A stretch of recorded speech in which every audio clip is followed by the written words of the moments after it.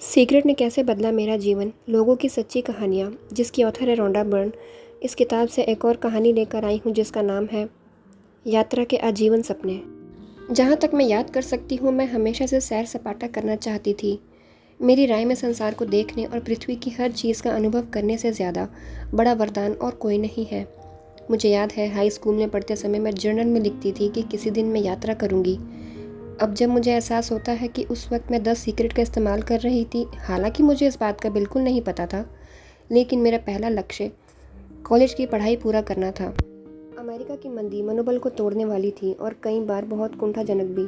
मैंने कभी कल्पना भी नहीं की थी कि जब मैं कॉलेज की पढ़ाई पूरी करूंगी तो महामंदी के बाद का सबसे बड़ा आर्थिक संकट सामने खड़ा होगा। मेरे पास पैसे नहीं थे, पढ़ाई के कर्ज थे और मुझे अपने छोटे कॉलेज कस्बे में नौकरी नहीं मिल रही थी। या तो नौकरी मिलती नहीं थी या फिर जो मिलती थी वह मेरे कॉलेज के टाइम टेबल के हिसाब से नहीं होती थी। मैं वाकई हताश महसूस कर रही थी। मैंने 10 सीक्रेट पढ़ी थी और कुछ मामलों में इसे आजमाया था, लेकिन मुझे इस पर पूरे दिल से भरोसा नहीं हुआ था। मैंने इसे दोबारा पढ़ा, तब कहीं जाकर इसका संदेश मेरे दिल तक पहुंचा। मैं 3.5 महीने बाद स्नातक होने वाली थी, जिस दौरान मैं यात्रा कर सकती थी। लेकिन मेरे चारों ओर का संसार चिल्ला चिल्ला कर कह रहा था, तुम कभी यात्रा नहीं कर पाओगी। यहाँ तक कि मेरे मम्मी डैडी, जो बहुत अच्छे हैं और समर्थन करते हैं, उन्होंने मुझे सलाह दी, यात्रा के सपने दिमाग से निकाल दो, ये काफ़ी समय तक सच नहीं होंगे। ऐसे मौके पर हार मानना और यह कहना ज़्यादा आसान था। उनकी बात सही है, लेकिन इसकी बजाय मैंने अपना सिर हिलाया और निर्णय लिया कि इस बारे में मैं उनसे बात नहीं करूँगी, क्योंकि वे बहुत नकारात्मक थे। इस दौरान मैं हर दिन खुद को बताती रही, मैं यात्रा करने वाली हूँ। मैं नहीं जानती कैसे या कब, लेकिन यह ज़रूर होगा।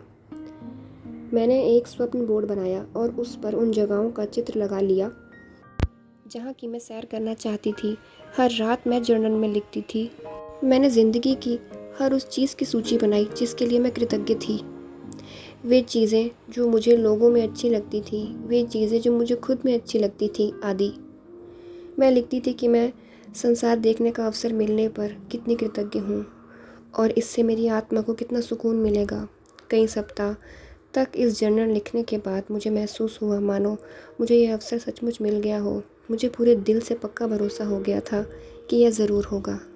लगभग 1.5 महीने के अभ्यास के बाद मुझे एक पुरानी मित्र का ईमेल मिला, जिसमें उसने मेरे सामने इटली में एक नौकरी का प्रस्ताव रखा, एक परिवार के साथ रहने का सांस्कृतिक आदान प्रदान। परिवार ने मुझसे संपर्क किया और वहाँ रहने की तनख्वाह बताई। मुझे इस पर यकीन नहीं हुआ। सच कहूँ तो यह अवसर मेरी गोद में आ गिरा था। उसके बाद मैंने सोचा, ठीक है, वहाँ पहुँचने के बाद मुझे पैसा मिल जाएगा। अब मुझे बस यह पता लगाना था कि मैं वहाँ पहुँचूँ कैसे। मैं खुद को बताती रही कि मैं निश्चित रूप से जाने वाली हूँ। मुझे बस हवाई जहाज़ के टिकट के लिए पैसे का जुगाड़ करना था। कुछ सप्ताह बाद मैंने कॉलेज की पढ़ाई पूरी कर ली और लोगों ने मुझे तोहफे में पैसे भेजे। तोहफों की पूरी राशि ठीक उतनी ही थी जितनी मुझे अपनी टिकट के लिए चाहिए थी। उसके बाद मुझे यह एहसास हुआ कि मैं इतनी दूर जा रही हूँ, इसीलिए सिर्फ इटली देखना काफ़ी नहीं होगा। मैं यूरोप की दूसरी जगहों पर भी जाना चाहती थी। इसीलिए मैंने यह निर्णय लिया, अपने आखिरी महीने में मैं लिफ्ट लेकर यात्रा करूँगी। मेरे मित्र और परिवार वाले चिंता करने लगे। उन्होंने पूछा, तुम इतने पैसे बचाओगी कैसे? क्या तुम अकेली जा रही हो? तुम्हारे साथ और कौन जा रहा है? लेकिन मैं ज़ोर देकर कहती रही, जब समय आएगा तब देखा जाएगा। कोई ना कोई मेरे साथ जाएगा और मैं पर्याप्त पैसे बचा लूँगी। मैं यह जानती हूँ। मैंने 1 महीने अतिरिक्त रुकने के हिसाब से अपना वापसी का टिकट करा लिया। अगले ही दिन मेरे पास मेरी सबसे अच्छी सहेली का फ़ोन आया, जो दूसरे राज्य में रहने लगी थी। उसने सामान्य बातचीत करने के लिए फ़ोन किया था, क्योंकि काफ़ी समय से हमारी बात नहीं हुई थी। जब मैंने उसे यूरोप यात्रा की योजना बताई तो वह तुरंत बोली, मैं भी तुम्हारे साथ चल रही हूँ। मैं अभी अपना टिकट बुक करा लेती हूँ, रोम में मिलते हैं। द सीक्रेट के इस्तेमाल से मेरी यात्रा का सपना सच हो गया। इससे मेरे मन में यह सुंदर भावना उत्पन्न हुई कि सिर्फ विचार बदलने से ही आपके साथ बहुत बढ़िया चीज़ हो सकती है। मेरी यात्रा जीवन बदलने वाला अनुभव साबित हुई। मेरे पास इसे करने के लिए पर्याप्त पैसा नहीं था और अंत में तो पैसा बच भी गया।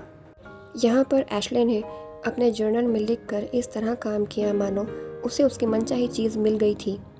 इससे उसका विश्वास दृढ़ हुआ और विश्वास की बदौलत उसे उसकी वह चीज़ मिल गई।